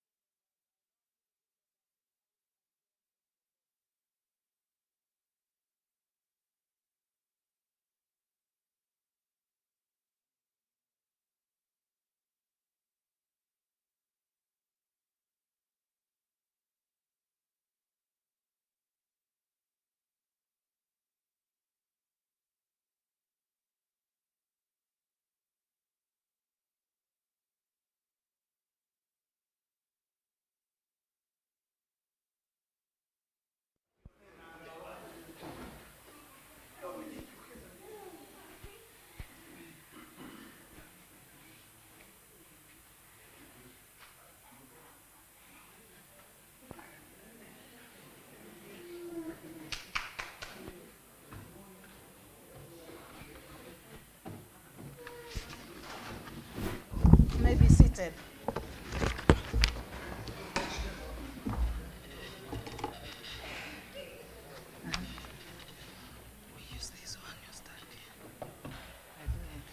Just call the chair or the deputy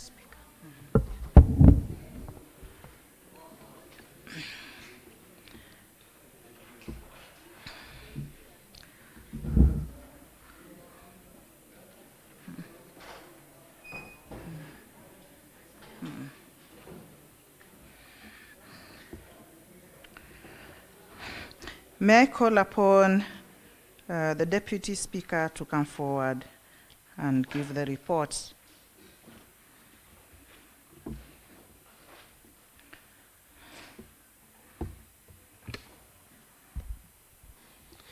Thank you, Honorable Speaker, and welcome back. I wish to report that the Committee of the Whole House has considered Machakos County Appropriations Bill 2023, Machakos County Bills number 2, and has approved the same with amendments. Thank you, Madam Speaker. Thank you, Honorable Member.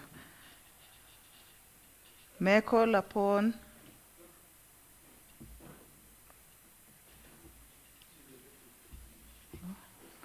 may I call upon Honorable Dominic? Thank you, Honorable Speaker. I beg to move that the House do agree with the committee in the said report. I call upon Honorable Phoebe Koki to second. Honorable Phoebe Koki, please. Thank you, Madam Speaker and honorable members. I'm Phoebe Koki, a special elected member by the Maendeleo Chapter Party and a member in the Budget Committee. I want to second and also thank the honorable members for being patient, for being supportive, and say the future is fat. Thank you, Madam Speaker. Thank you, Honorable Member. I now propose the question that the House do agree with the committee in the said report. I put the question that the House do agree with the committee in the said report. As many of the opinions say ayes, as many of the contrary opinions say nay, the ayes have it.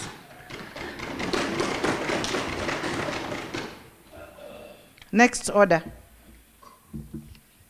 Order number 11, the Machakos County Appropriation Bill 2023, Kenya Gazette, Supplement number 3, Machakos County Bills number 2, third reading.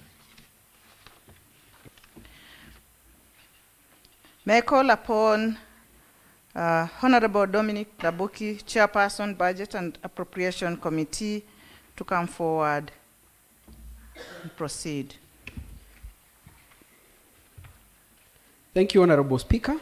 Pursuant to Standing Order number 131, Sabora 2, I beg to move the motion that the Machakos County Appropriation Bill 2023, Machakos County Bills number 2, be now read a third time. Thank you, Honorable Speaker.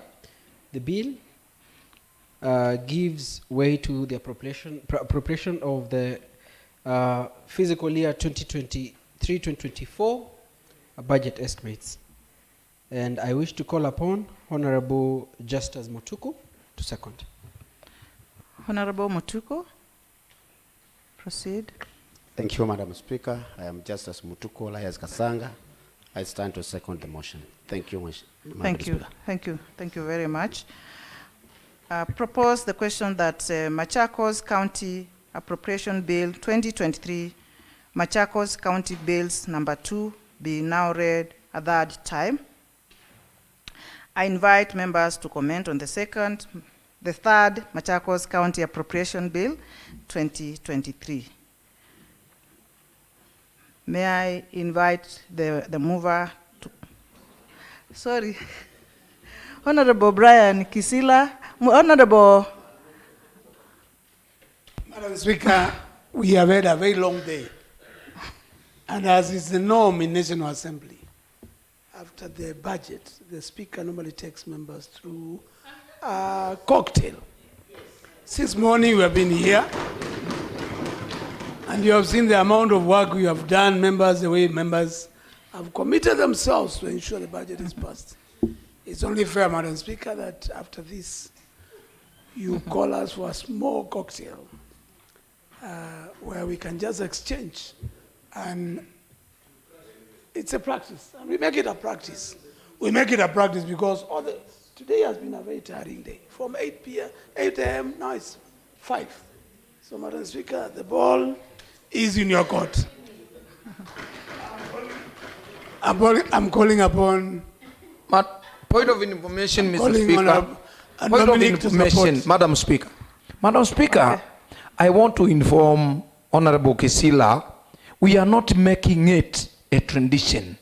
It's a tradition. Thank you. Thank you. Thank you, Madam Speaker. The Honorable Kisila has proposed that I second, and as it is in the practice of this House, I want to say this, Madam Speaker. Since morning, I was worried. And Madam Speaker, it's good that we copy-paste from what happens in the National Assembly to what is supposed to be also happening in the county assemblies. Madam Speaker, in the morning, Mheshimiwa Ngunga was complaining that there are so many strangers outside. But it is in the norm, Madam Speaker, in most cases when budgets are being read, assemblies are always flooded, and that is the beauty of budget reading. So, Madam Speaker, we need to embrace that, and we know that because this is an house that is rarely visited by the executive. And in such events, when they come in numbers, Madam, we should appreciate that this is a very, very important day for the county. Madam Speaker, to finalize. As in the norm, it happens in the National Assembly.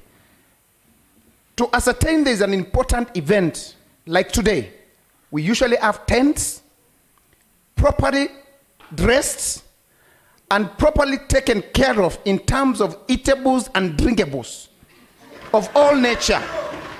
So, Madam Speaker, during my first assembly this day was always treated as a special day.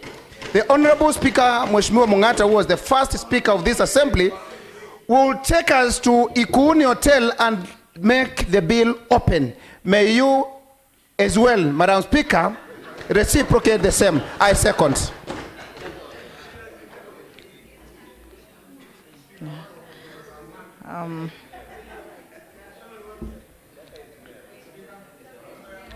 May I? To add on what Honorable Dominic has said, actually the eatables and the drinkables are accompanied by bulging of the wallet. Thank you. May I put the question that Machakos County Appropriation Bill 2023, Machakos County Bills number 2, be now read at that time? As many are of the opinion, say ayes. Ayes. As many are of the contrary opinion, say nay. The ayes have it. I now invite the clerk to read the long title. A bill for an act of the County Assembly of Machakos to authorize the issue of a sum of money out of the County Revenue Fund and its application towards the services of the year ending 30th June 2024, and to appropriate that sum and the sum voted on account by the County Assembly for certain public services and purposes. Thank you. Next order. Order number 12, motion, alteration of the calendar of the Assembly. May I now invite Honorable Nicholas Zioka, Leader of Majority, to proceed and move the motion. Thank you, Madam Speaker. Honorable Speaker, Honorable Speaker, that aware that the second session of the Third Assembly commenced on the 14th February 2023. Further aware that pursuant to Standing Order number 25, Sub-Order 1, the Assembly approved an Assembly calendar on 14th March 2023 and altered it on 15th March, 26th April, and 13th June 2023 through House resolutions. Acknowledging that Standing Order number 25, Sub-Order 4, provides that despite the adjournment date as scheduled in the approved Assembly calendar, the Assembly may by resolution alter its calendar or the adjournment date. Further aware that the Standing Order number 151, Sub-Order 6, provides for the mandate of the House Business Committee, which amongst others is to prepare and if necessary, from time to time adjust the Assembly calendar with the approval of the House, and noting that there is need for committees to engage in activities which will generate business in this Honorable House. Honorable Speaker, I wish to move the motion that notwithstanding the resolutions of the Assembly made on the 14th March 2023, that is approval of Assembly calendar, 15th March 2023 and 26th April 2023, that is alteration of the Assembly calendar, and pursuant to Standing Order number 25, Sub-Order 4, the Assembly resolves to alter its calendar as regular sessions for the second session of the Third Assembly to adjourn its sitting from today, 20th June 2023, and resume its regular sitting on Tuesday, 25th July 2023, and that the Assembly calendar, that is regular sessions, for the second session be altered accordingly. I would wish to call Mheshimiwa Julius Mbilindawa, the minority leader, Judas Mbilindawa, the minority leader, to second. Thank you, Madam Speaker. I'm Judas, not Julius.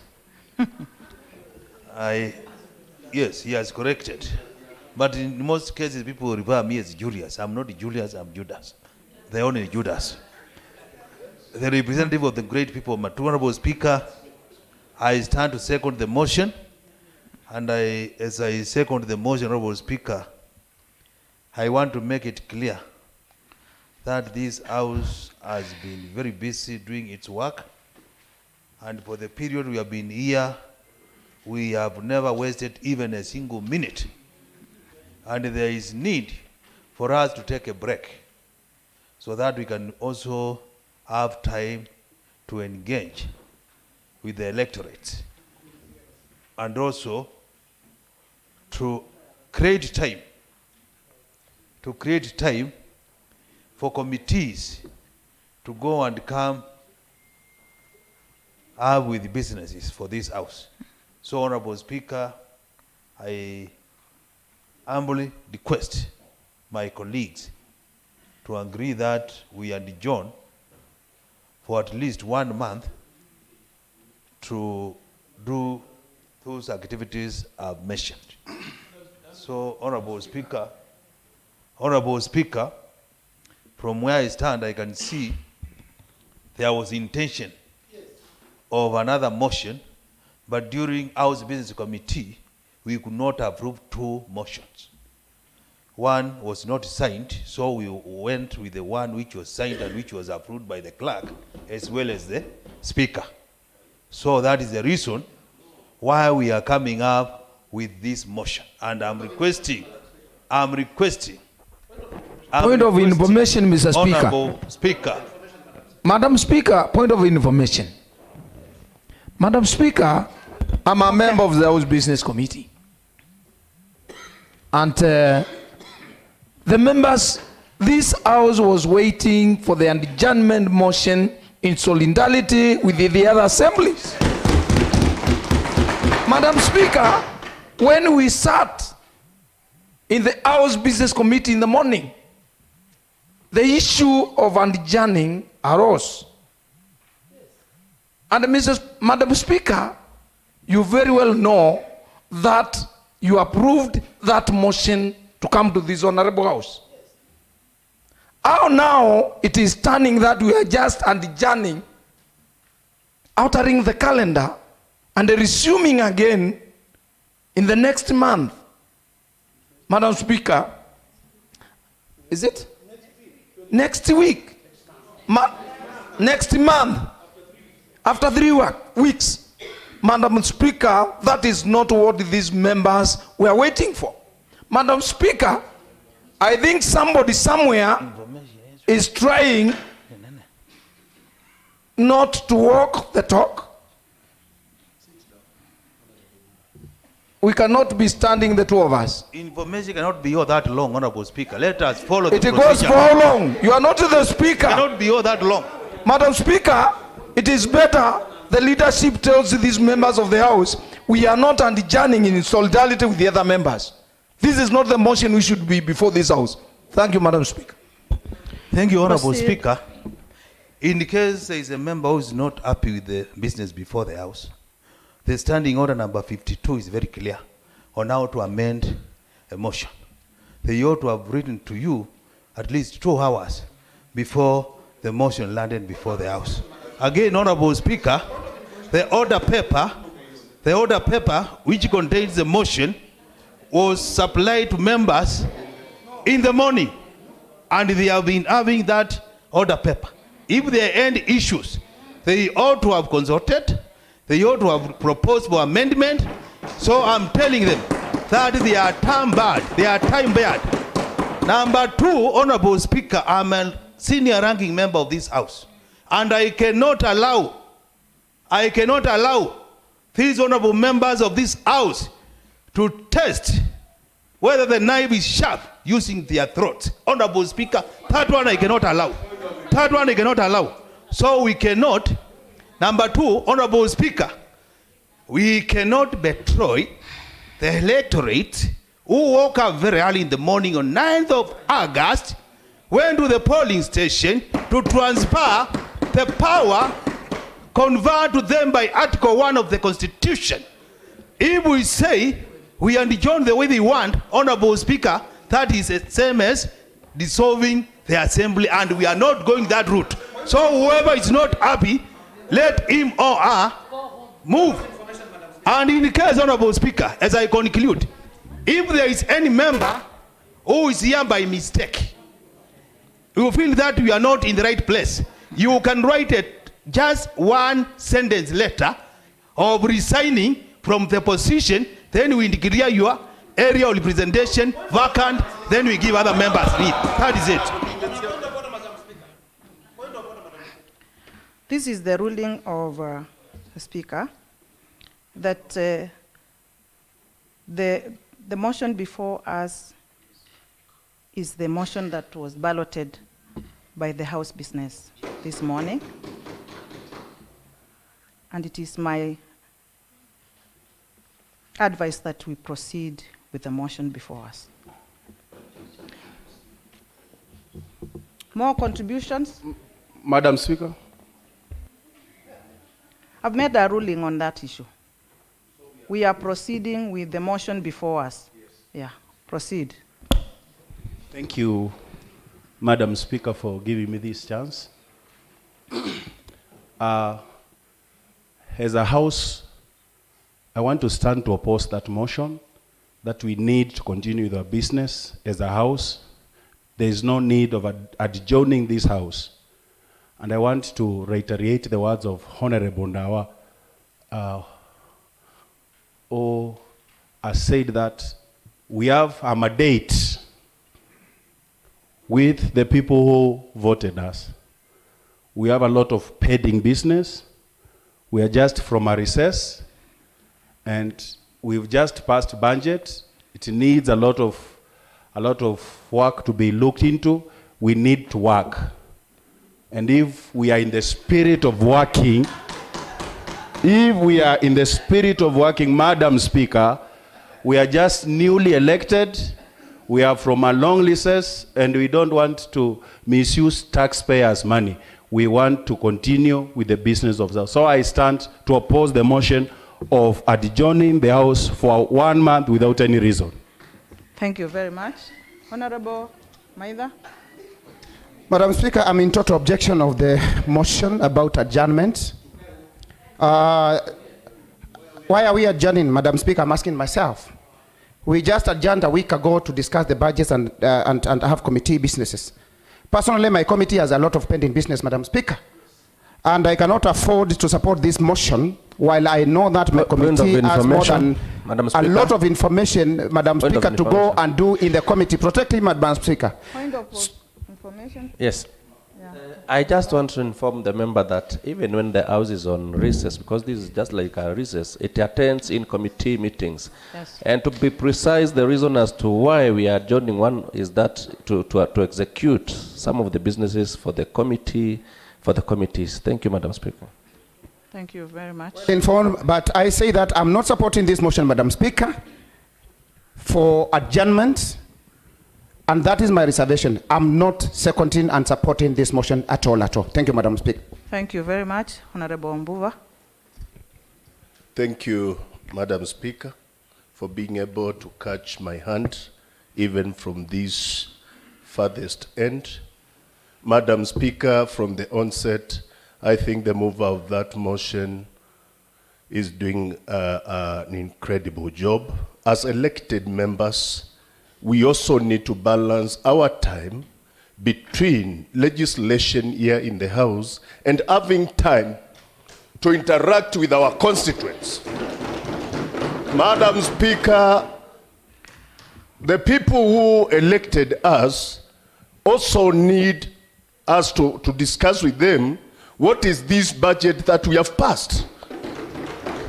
It is a well thought out idea that we get to have at least a month. Like my ward, it has 60 villages. I will utilize the whole month. Actually, I will be visiting 2 villages a day and discussing the budget with the public so that they get to understand what programs and what projects they are waiting. So in case there could be members who didn't have an idea of how to utilize the time, please, I suggest to them, be visiting a village a day and carry this yellow book. Discuss with the people what projects are coming to their area. Madam Speaker, I support that adjournment. Thank you, Honorable Member. Honorable D. Kevuva. Thank you, Madam Beautiful Speaker. Thank you. You know, I've been very happy since in the morning when my section was allocated a lot of money, the marginalized.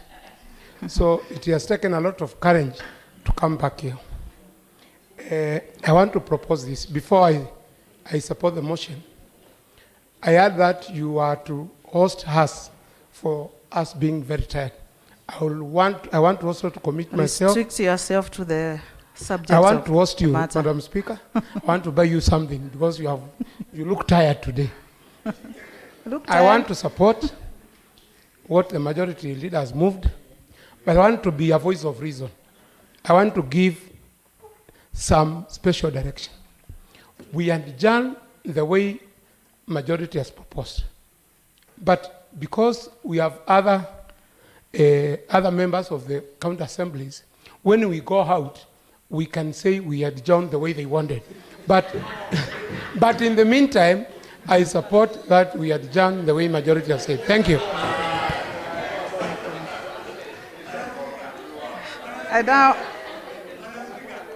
now, Mheshimiwa. Madam Speaker, let me contribute. Honorable members, I like giving my wisdom as a ranking member. If you say that you want to continue staying here and your electorate needs you, then you're in the wrong place. You are in the wrong place. Yes. Personally, I stay at home and I know the amount of work which is ahead of me. Any opportunity to go and visit my people, I seize it. And also the same people who are making the highest noise here are the ones who don't come when we have no more sessions and making the House have no quorum. So let's not politicize this assembly. Personally, I've transformed. I come here to every session. And when we come here, you see 20, 21, 15 members. Others are not even here. And they're the ones who are asking us to adjourn. We are about to we have started receiving quarterly reports in our committees. And we need to start thinking about how we are going to oversight the executive. Let's take our work seriously. And the only way we can do that is by retreating, going through committees, and bringing work to this assembly. I support this motion, and I'm very much willing to go down to the ground and be able to engage my constituents. Thank you. Okay, I now put the question that this assembly adopts the report of the Budget and Appropriation Committee on Budget estimates. Sorry. I'm sorry. Really, I think I am tired. The truth be said. Where is that? Madam Speaker, point of information.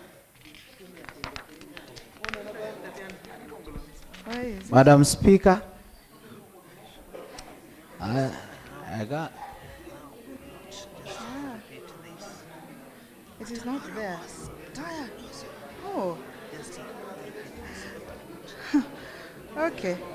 Madam Speaker. I'm sorry. I now put the question. Madam Speaker. Let me finish.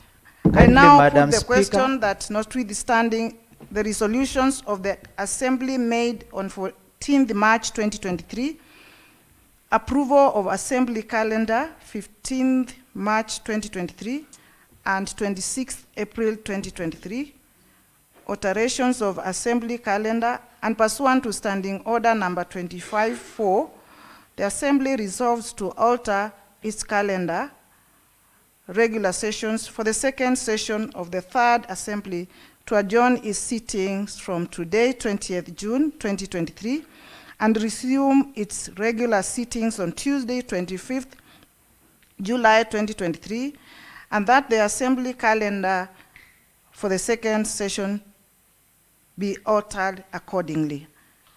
As many of the opinions say ayes, Ayes. As many of the contrary opinions say nay, Nay. The ayes have it. Nay. Madam Speaker. The House adjourns to Tuesday, 25th July 2023 at 10 a.m.